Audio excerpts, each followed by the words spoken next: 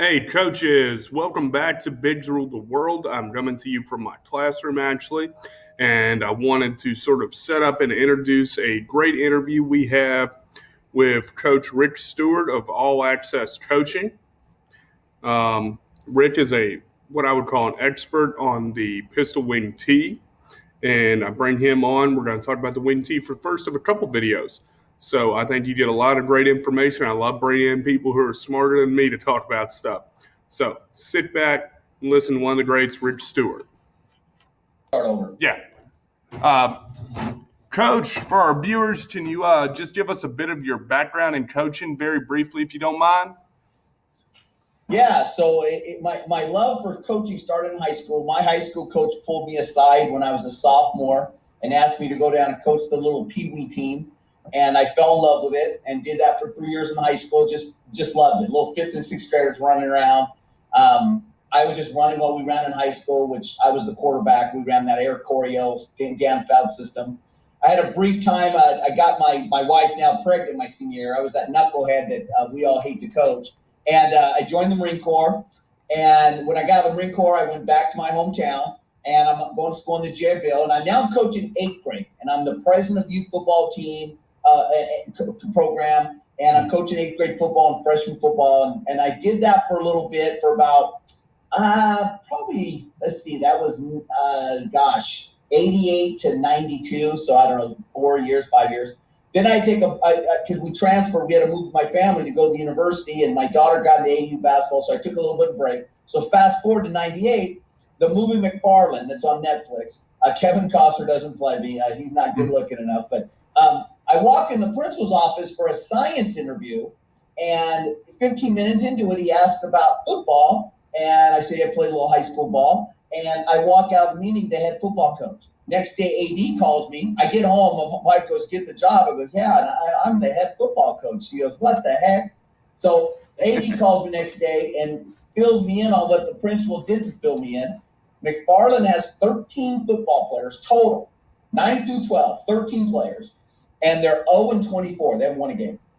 So I roll up my sleeves. I don't know what the hell I'm doing. So I needed some systems, right? I had bigger problems. I'm a first-year teacher. I'm going all the credential classes. I'm trying to figure out how to get 14 football players to come out. There's no weight room anywhere in the entire city. It's a little farm labor camp. And so I had to hang my hat on the wing team. It was no reason to. The mentor who took me in was a wing tee guy. It was a system. It had answers for everything. And I didn't have to go through and find answers. There was no YouTube back then. There was no cell phones. I needed a system. I was smart enough just because of my science background to know I needed a system. I couldn't just have a collection of plays. So we ran the wing tee. We went 2-8. We lost the game 75-0. We lost the game like 64-0. I mean, we weren't good, but we did get 2 wins and won our last game in double overtime with 2 subs and 4 coaches on the sideline. And then we figured out how to lift and outdoors, and we did the whole Herschel Walker boot camp stuff outdoors because there was no weights, no bench press, no bars, nothing. Next year we go 8-2, and we make the playoffs for only the 3rd time in school history. So we're really proud of that. The principal superintendent who hired me got fired. I worked for 6 principals. It was real tumultuous. So I'm thinking, I'm a non-tenured teacher. I'm getting out of Dodge. There was pickets and strikes and everything. So I'm a glutton for punishment. I go up the road and take an 0-27 program, school of 800. They've got about 25 boys out per team. They're 0-27, and the senior class has never won a game in their lifetime. They were 0-10 in 8th grade. They were 0-10 freshmen. They were 0-10 sophomores. We go 2-8 with that team, ironically. Same record, first year, 2-8, get the monkey off our back. And then they did have a weight room. So we rolled up our sleeves and got busy, still under center wing team, and we were undefeated league champs. That job was a 1-hour drive to work and 1-hour drive home. So my wife wasn't having no part of it. My hometown, there's a bigger school where my hometown is. I played small school football. I'm in a graduating class of only 90 kids. But a big school down the road opened up, and all my buddies and everybody's calling me about applying. School of 1,800. They've got 92 players, the whole program, and they've never won a playoff game in 110 years. And I think they've won like 5 games or 8 games in the 5 years prior. I get the job. We roll up our sleeves in the weight room. We're still under center wing team. We win 40 games in 5 years, and we go from 92 players to 220. Wow. And we had to do a lot of things. And I'm really proud of the fact the 2 years at McFarland, the 2 years at Corcoran, and then the 5 years at Porterville, we never lost a player to grades. We had a couple on probation, but we never lost them. So I'm really proud of our academic program. And fast forward now, I'm in Pennsylvania, and this school had won. They haven't won either. I don't know what the numbers are. 7 or 10 games before I got here. We're 22-3 in 2 years, and we went from 27 players to 47. Right now, COVID restrictions, we get a start on Monday. We'll have 64 boys on the field. So we've grown our numbers, and we're 22-3. So that's kind of my journey. And then along the way with the speaking for Glazier and getting published, those Pistol Wing T videos really put me on the map. So now I've really got into this consulting, and I'm really excited about that part, like what we're doing now, where I just get to now share and help coaches, and I really like that part of it. And so that's kind of my coaching background and those turnarounds. I think you've asked me about the lead-in for this worst to first thing that I've got going on. Because the worst to first stuff, that's how I first heard about you, was listening to Joe Daniel Football and hearing about Rick Stewart and his worst to first program, worst to first manual. And then you sort of touched on it. You have a history of going to schools and building them up kind of quickly here. You know, you're a glutton for punishment is, I think, what you said. That's a good phrase for it. Only because I'm dumb. Yeah. I'll tell you what, I will say this sincerely. It's a lot of work. It's a lot of work. And in fact, I'm going to get a little personal here. You know, my wife and I filed for divorce twice. We went to marriage counseling, and we're very healthy now, but it's a lot of work. It's a lot of work. And I really had to learn that about God, family, school, and football, because a lot of times during those turnarounds, it gets flipped, right? And your relationship with God's down here, and your relationship with the wife's down here, and you're at the school working 20-hour days. I know there's some of you guys looking in the camera going, that's me.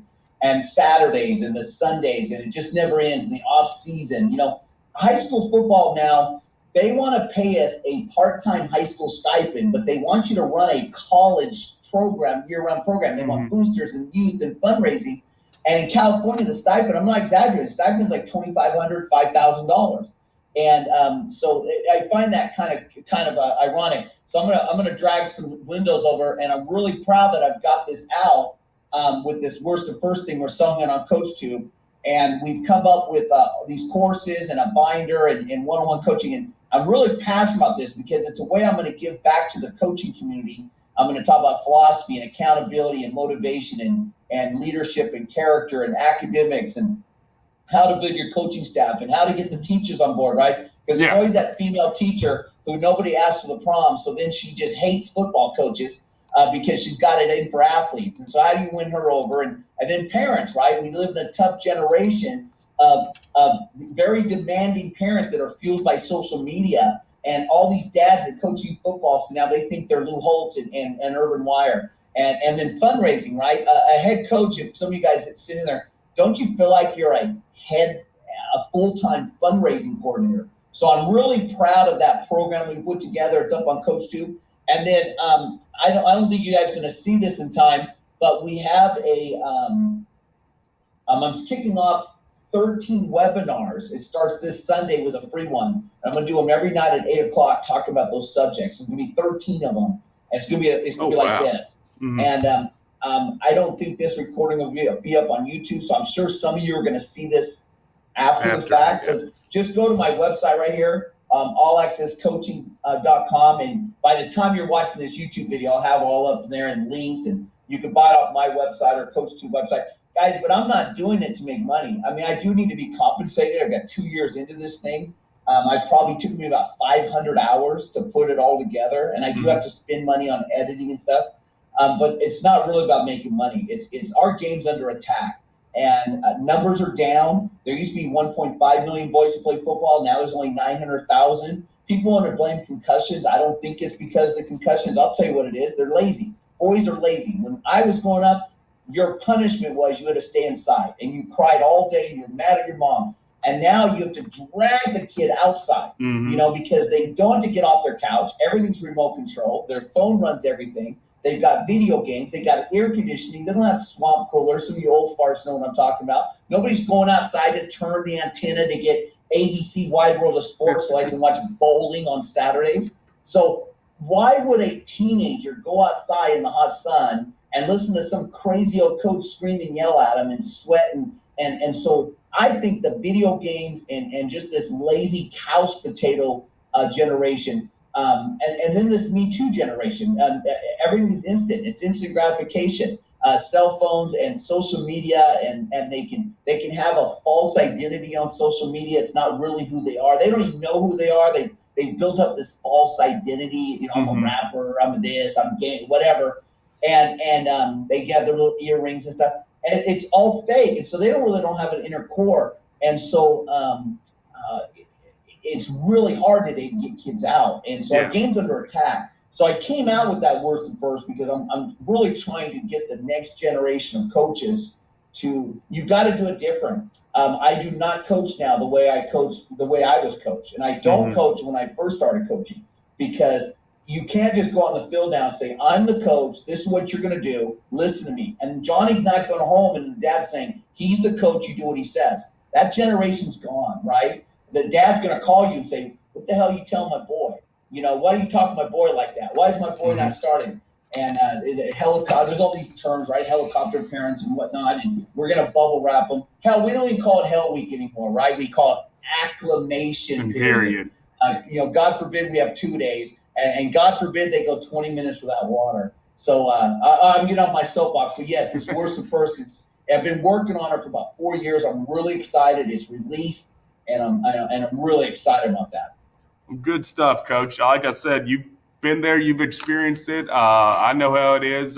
When I got my first head coaching opportunity, we went 3-7. The school, I think, we made the playoffs last year. That was the 14th winning season and the 4th playoff season in 70 years of football. So that was exciting. And we went from 1-9 in year 3 to 6-4 in year 4 and going to the playoffs. So that was exciting for us. You remember you got that first head coaching job, though? Oh, yeah. There's nothing that can prepare you for it. There's no, not at all.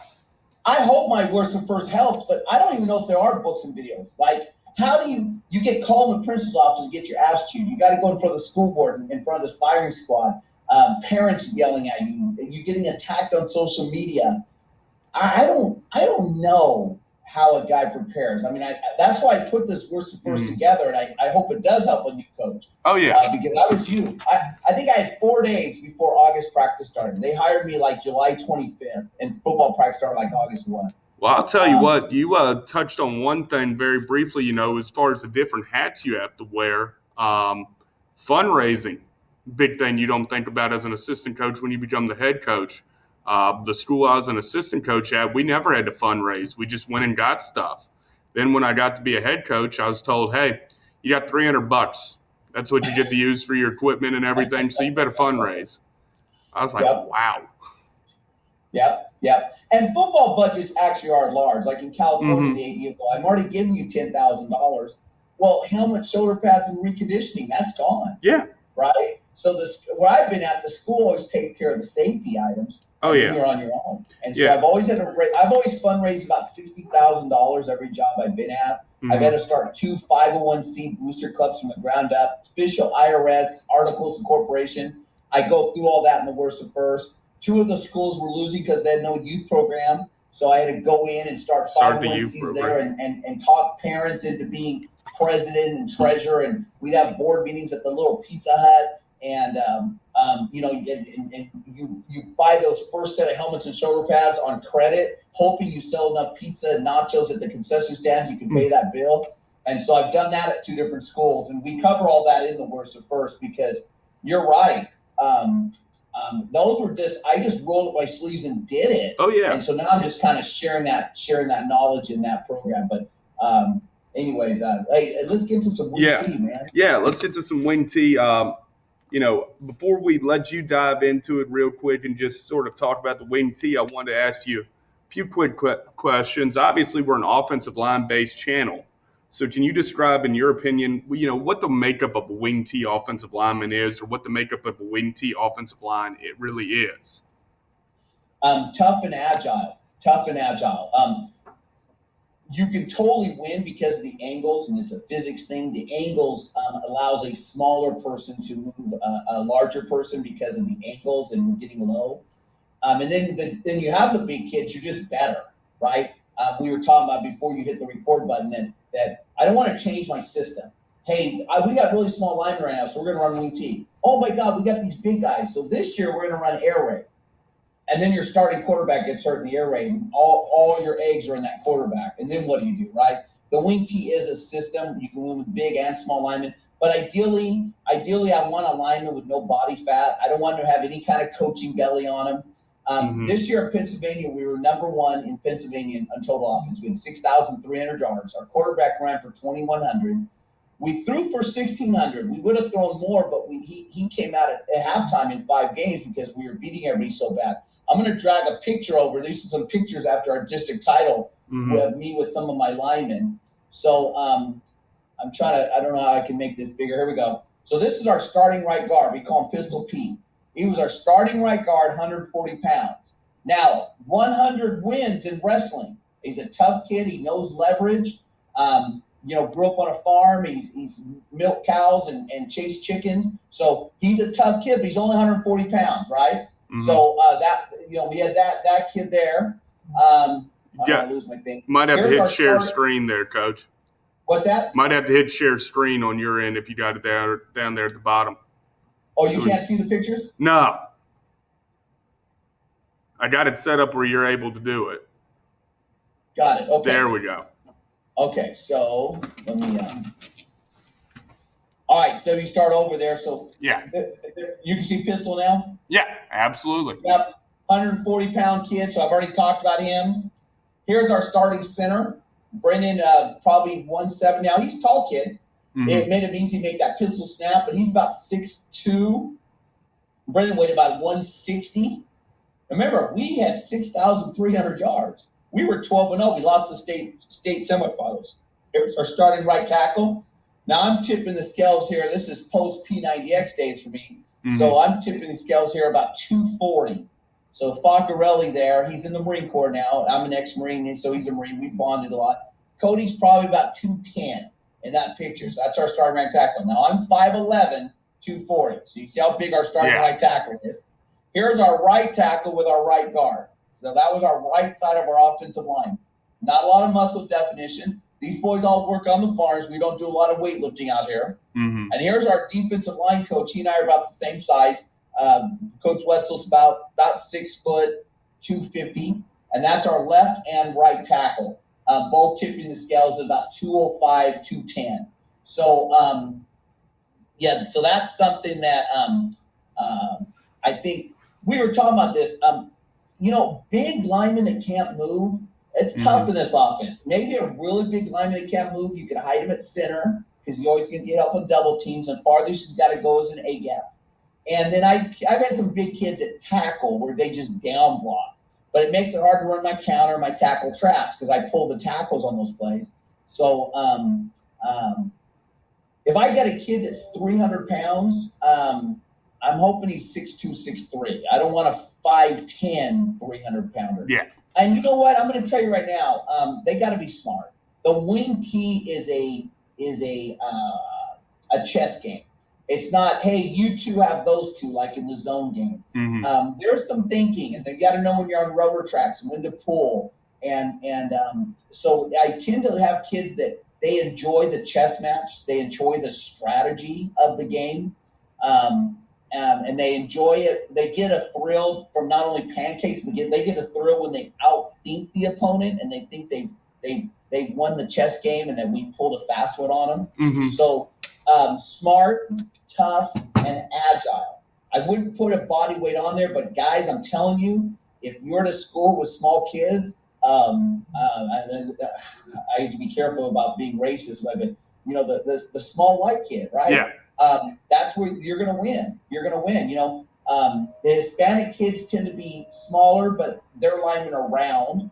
And then some of the other races, you get really big kids. But this is the offense that you can win with small kids. In the years you have big kids, you're gonna just win more games. Yeah. No, I definitely understand that one. Um, a second question, you sort of touched on this a little bit. Talking about the different side. You can win potentially with smaller kids. You can win potentially with smaller linemen. But you can sort of sum it all up. Why the wing T? It's a system. Yeah. So I use my toolbox analogy, and another guy that's real famous podcasting emails, he makes fun of this analogy. But you have a toolbox out in your garage, and there's tools you haven't used. Well, depending on your personnel, I might go get those tools and use those tools that year. And then the next year, I go get different tools, but I never change the system. Mm-hmm. So if I've got really good running backs, I can really focus. If I got really good wings, we're gonna be a jet sweep type of team that year. If I got a really bulldozer, Jerome Bettis, Tom Rathman type of fullback in the backfield, Sean Alexander, beast mode type of guy. Then I'm going to be in the belly family and stuff like that. And it's a system. I don't teach all of it in 1 year. I teach what I got. If you've got a really fast quarterback, you run option and sprint outs. If you've got the drop back passing, there's a drop back passing component. So it definitely is a system, but there's a lot. There's like you can get crazy and you have about 15 run plays, and then now I'm running this air raid RPO stuff, so you got some of that stuff in there, and it's a lot to practice. So you have to really have a simple way of communicating. You have a simple set of rules.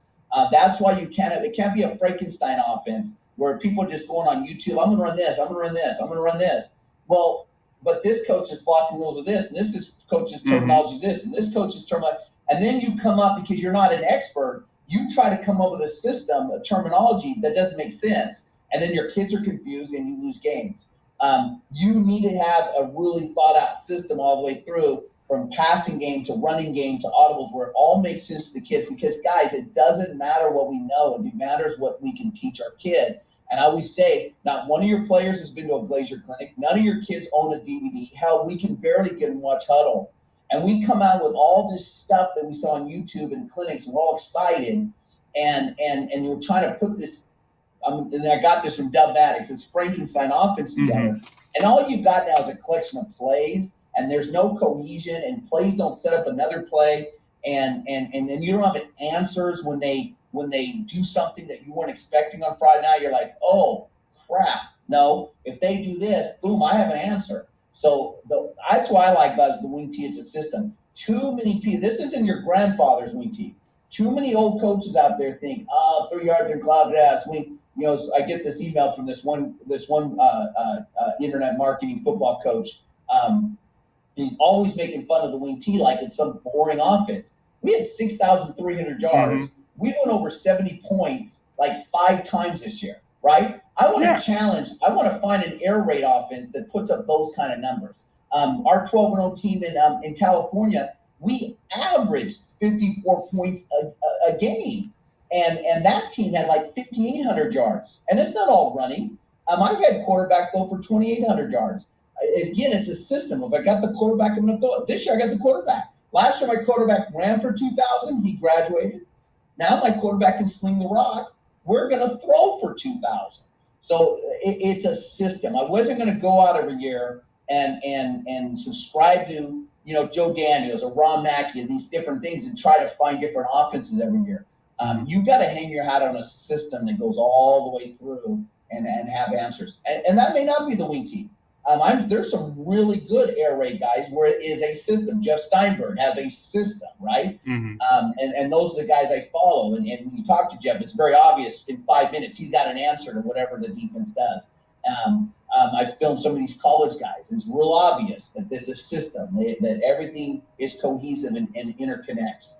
I would say before you go try to find a system, you need to get on Max Preps and see what the coach's resume is. Some of these coaches are claiming to be gurus, and then I look them up, and they're a JV coach, or they were 2-8 last season. I had one guy talking about all the points he scored since I put this offense in. So I go look him up. He had 162 points last year. 162 points in 10 games. Oh yeah, I want to run that offense. Yeah, 16 points a game.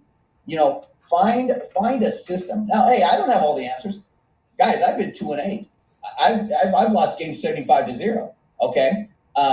and that just comes from experience and then and you have those tough years, but I stayed true to my philosophy. This is what we're going to do. So when we went 2-8, I didn't throw the offense out.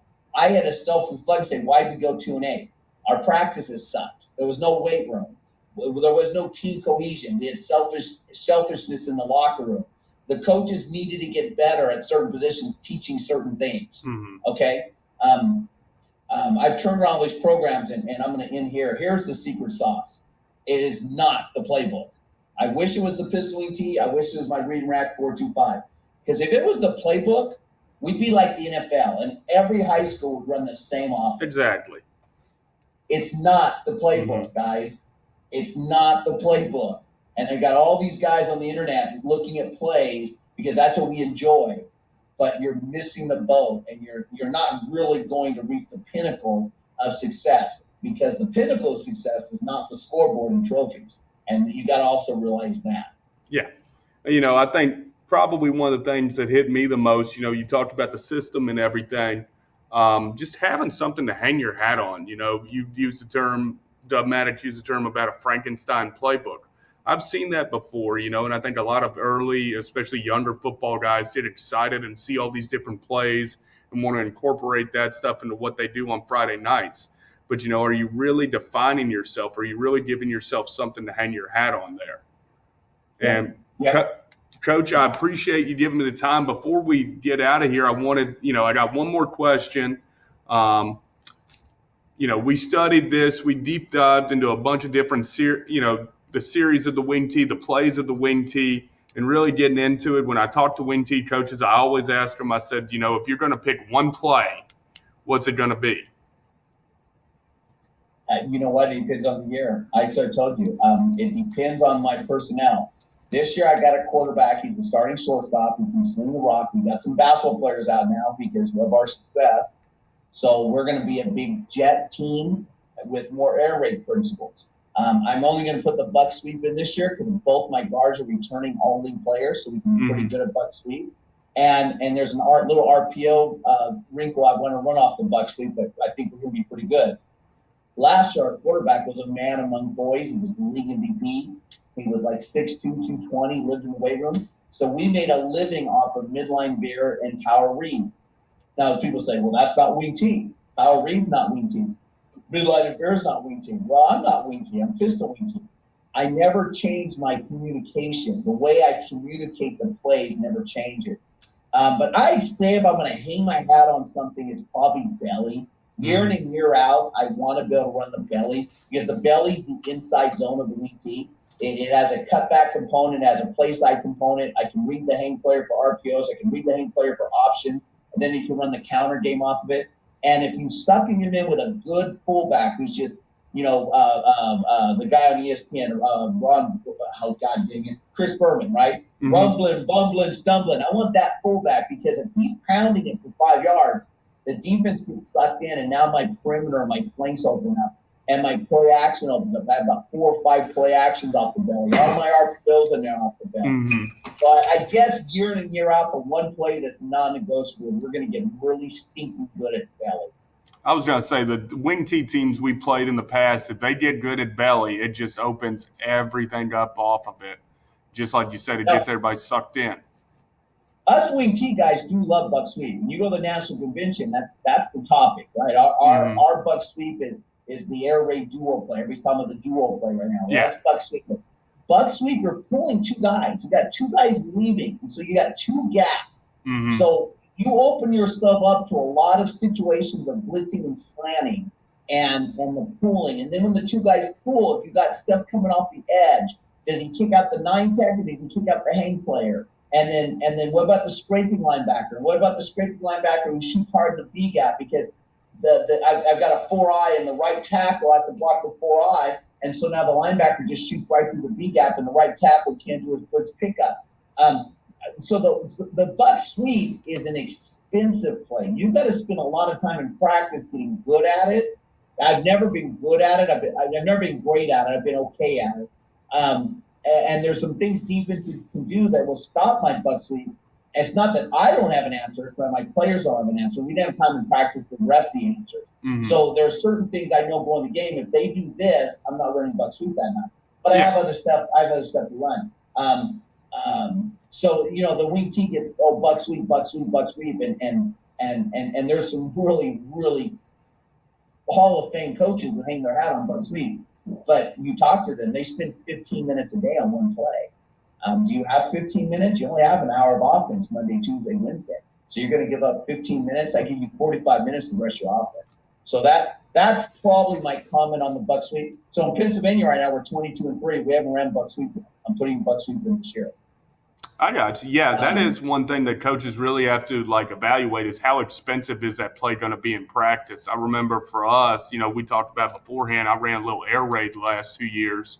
And my first year, the big play we talked about in the past game with air raid is mesh. My first year, I wanted to run mesh out of every formation. I wanted to run in 2 different directions. And you know what? Mesh looked like shit.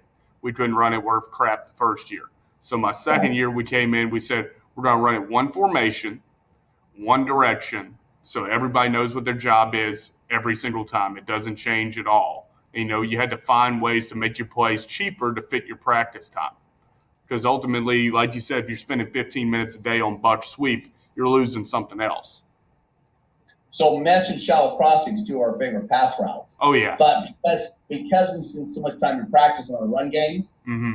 I only run mesh and shallow cross out of like 2 formations. Yeah. And really, really, I'm always throwing it to my wings. Mm-hmm. I don't even involve my tight end. I don't involve my X. I know I talk to your guys, bring the guy in tight and have him cross and this and that. You know what? I don't have time. So man, that's great advice right there. If there's a play you love, say, okay, what's the 2 formations I'm going to run this thing out of? And I'm going to end with this too. So we're 22-3 right now in Pennsylvania. I've said that a couple of times. We have not ran belly right in 2 years.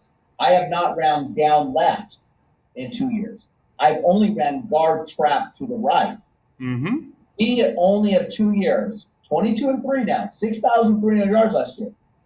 We only run each play one way. So we got really good last year on belly left. So we only ran tackle trap right. We only have belly pass to the right. We got good at down to the right. I think I said down left a second. Yeah. We got really good at down to the right because I wanted the down pass to the right because down is just belly tight inside. Yeah. We only ran guard trap to the right. So then I put midline into the left. So I hit the A gap there. And since we ran belly left, we ran inside here to the right. And so we just cut our playbook in half. Now we run jet both ways. That was the only play we ran both ways because we were going to get really good at something. So just when I sit there and say, get really good at belly or get really good at inside zone or get really good at jet, mm-hmm. you don't have to get really good at it both ways. No. And I don't flop our linemen because every play I run, I'll run it to the tight end and away from the tight end. Mm-hmm. So flopping linemen, I lose the advantage of cutting their learning in half. Because different guys will run it. Now, this situation where I only ran guard trap to the right, mm-hmm. I don't flop my lineman, but really my left guard's the only one that had to learn guard trap to the right. So exactly. I kind of accomplish that. But that is really good advice, and I have made that mistake. I've been very, very guilty of putting way too much in the playbook, and then at the end of the year, you self-reflect and you say, you know what, we weren't great at anything. Because I think that's another thing is coaches lose a lot of times when they sit down, they look at their playbook is if you're doubling up everything you're running and you're running it to the right and to the left, that's the one thing if you look at, I'm going to talk air raid real quick, but if you look at the true air raid people, a lot of them are right-handed and they're like, I'm only going to run this play one way because we say that's how we did our practice reps. And everybody learns their responsibility. You talked about, running your run plays one direction. Well, now people talk about flipping play side and backside and everybody only learning one job. You essentially did that without flopping linemen. Yes. The Bruce Lee quote, right? Yeah. I fear the man who practices one kick 10,000 times. I don't fear the man who has 10,000 kicks that he's practiced one time. Yeah. So, and coaches, I'm sitting here saying, like, I got the answers. I'm telling you this because I've made that mistake. I've coached through 2 and 18s. I've lost 75-0, 69-0, 64-3. I remember that one. because I went down that rabbit hole. And so, time's the best teacher, right? Time and experience are the best teachers. And so, I share this with you now, but I can't tell you that I've always done that. And now the boys have been with me for 3 years, so I can put in belly run. Because the kids have all been in the system. They ran at the JV level, so now I can start expanding without losing any practice time. So absolutely. That's really it. If I had to end something with I know this is the offensive line channel, there's no doubt offensive line blocking rules are more complicated than the zone scheme. It's the air raid shotgun guys. Their gap schemes are getting pretty close to the wing tee. But anytime you're going to involve pulling linemen, you're going to open yourself up to more blocking rules. There's no doubt about it. So, and we don't have time on this. I already told Coach I'd come back. You got to really talk about how do you simplify those? Because you go get the Bible, Dennis Crean's book, Phil, Phil, he has a wing tee lineman. He was coach up in Puget Sound, Willenbach or something. I have that book. It's probably in California.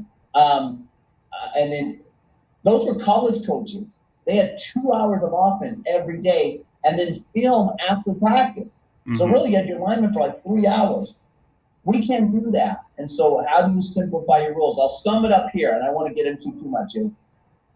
Whoever's pulling, say this is the right guard, he's pulling that way. Whoever's pulling, everybody outside the puller stays on your railroad tracks. You guys would call it gap down back. But my kids know what railroad tracks are. Yeah. Everybody inside the puller, backside the puller, is going to scoop block. We call it gap highway.